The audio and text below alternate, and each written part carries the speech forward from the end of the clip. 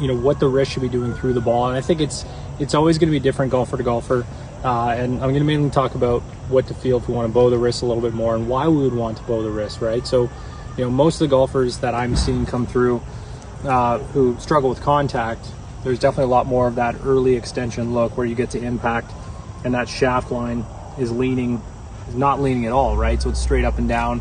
That's what we call like a loss of dynamic loft. It's hard to get compression that way. So, you know, I think a lot of it starts with how do we move our wrist back, right? So what you want to feel more of is that kind of motorbike feeling here. I'm sure you've heard about that, spoke about that before, where that glove logo will get pointed more towards the ground. Now what that's going to do is lag the shaft a little bit more this way, but it's important to consider that if we do this, right, and get that shaft more this way, it could open the club face and make things worse for us, especially if you're a slicer, right? So we have to have that bow. We also have to make sure that we're turning it down a little bit, right? And that's where you'll see a lot of the most straightest golfers out there get that look where they're bowed this way, but they have that glove logo turned down, right? So I always like to do a simple drill to start out.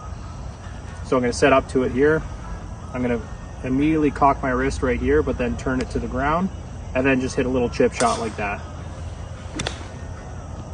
And so you can see here I maintain that position all the way into the finish, hit it pretty flush, hit it right out of the center. My dynamic loft was a little bit lower than the given loft, right?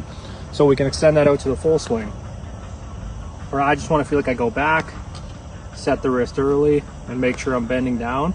Now the key with this is to hold it. I'll get a lot of golfers come in and I give them this feel originally, and their impact really doesn't change at all. It's because they're not holding the angle, right? So I want you to hold it and really hold on for dear life the whole way through pretty much. And you're probably gonna have to work on your wrist strength a little bit. So I recommend grabbing like a 5-pound weight and curling it in all different directions just to really make sure you build up that strength, right? So it'll look like this with the full swing.